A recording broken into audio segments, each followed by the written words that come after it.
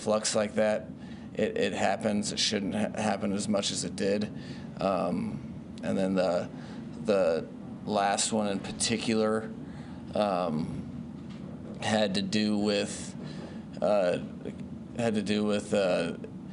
whether it was officials or coaching.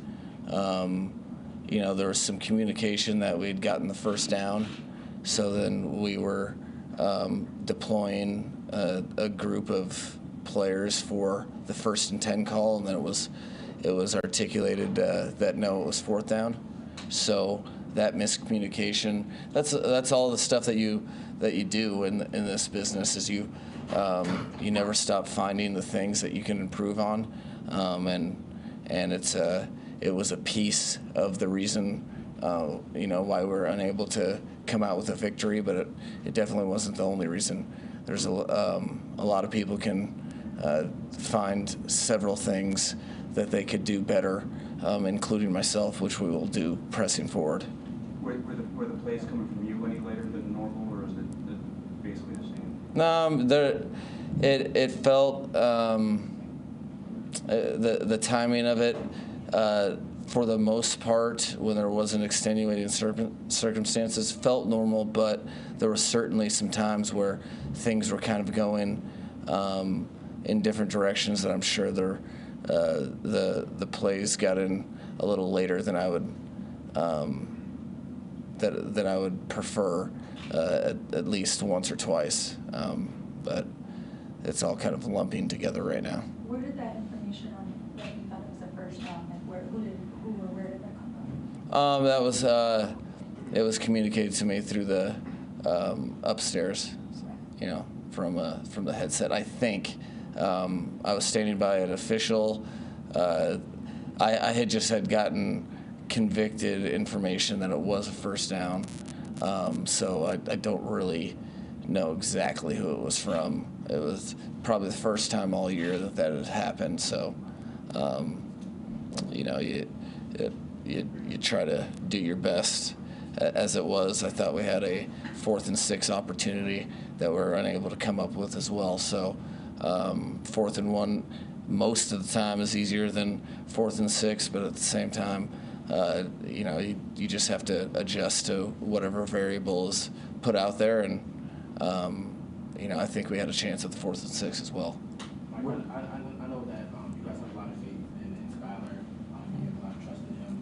Late on the 3-point loss in the playoffs, just knowing that your starting quarterback wasn't there, how much of that is something that you think will be on your mind, or you'll just kind of think, what if, what could have been? Honestly, I don't really think about it like that. Every team that I've ever been on that's successful, one of the mantras, and just I think people in general, is that if you just look at what you can have done better, I think that was the situation at hand. That was the hand that was dealt, and that was a part of the story that we were willing to completely. We thought that we were good enough to win this game in the hand that was dealt. So that won't weigh on me as much as the things that, as I comb the game, that will be pretty tough to watch, but you do it nonetheless. And I'm sure there's going to be some decisions that I would like to have back. There always are, win or loss, really. What do you think it was about this team that had it compete the way it did when not many people thought that you could in this situation? It's the same story as all season. We had lost 5 in a row, but it wasn't because we weren't competitive. I think there was a couple games this season that late in the 3rd, early in the 4th, the game kind of got out of hand.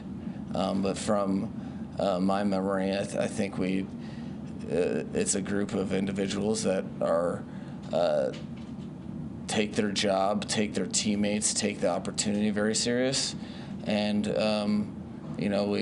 we've expected to be in every game. We were very aware that no one really gave us a shot. That was definitely an extra motivating factor. Not that we needed any other motivation. The Dolphins fans and the organization, we really wanted to bring. We're very aware of the drought of winning a playoff game. So, but that's something that since I got the job has been a huge motivating factor for me. That I really wanted to bring the team, the organization, and the fan base. And we fell short, but it wasn't because of lack of effort or lack of determination or lack of intent. It's because we didn't get it done. We're a young team, and we had to learn from it. And unfortunately, we had to learn the hard way. Mike, do you get any additional sense of pride? I know it's, I don't want to say it's not always about you, but do you always get a sense of pride when you see your team battle back like that? It's now the third or fourth time you come back from double digit. Absolutely. That's the realness of coaching a team and the relationship with players, coaches, and just knowing what happens to most people when you invest a lot and you don't get the results you necessarily desire. Most people tap. This collection of individuals does not. Very, very proud of that. Heartbroken for the guys because they didn't want their season to end and did everything they could. But it's part of the sometimes hard learning lessons that are appropriate when you have high expectations, high dreams, high goals. This team, much like the 5-game losing streak, this team utilized it. Which you have to do. You utilize hard things to make you better. And I was very proud of the way they fought, have always been. That's the standard that they've shown me. And, it's one of the reasons I wanted the team to progress so much because of things like that. And to follow up, is it validating at all, too? Just knowing, first season, you got a team that will rally behind you, won't quit on you? Yeah, I think as a coach, you definitely take it personal when guys, regardless if it's their intent or not, you find your expectation is for your job is to be able to motivate people to put forth their best effort.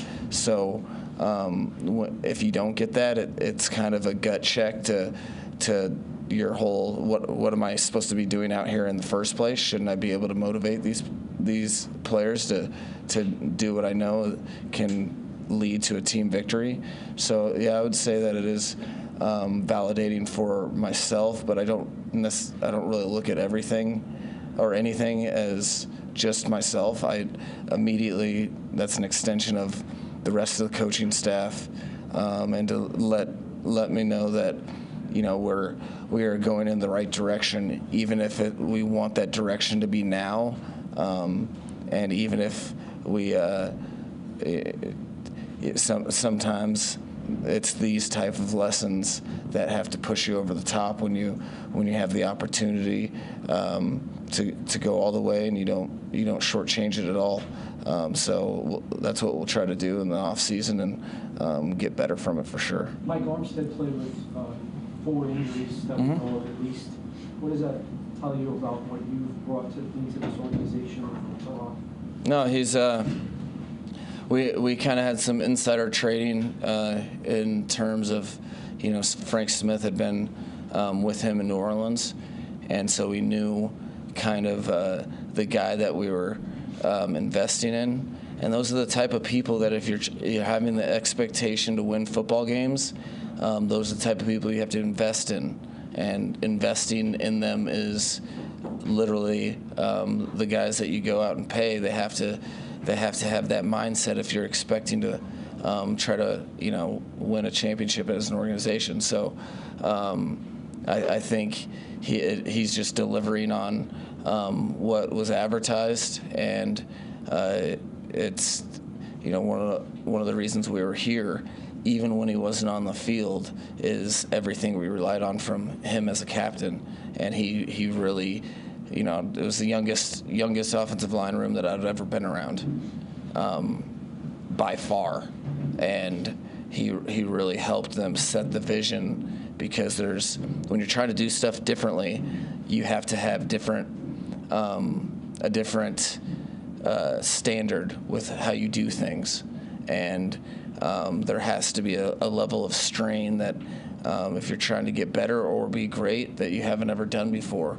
Those type of things you can a lot of times beat people in the face with all sorts of coach speak and come up with the best ways to say stuff, but more often than not, you need players to deliver and push that message through to everyone. And he was one of those guys that really helped get us to a point where we expect to win and are disappointed when we don't.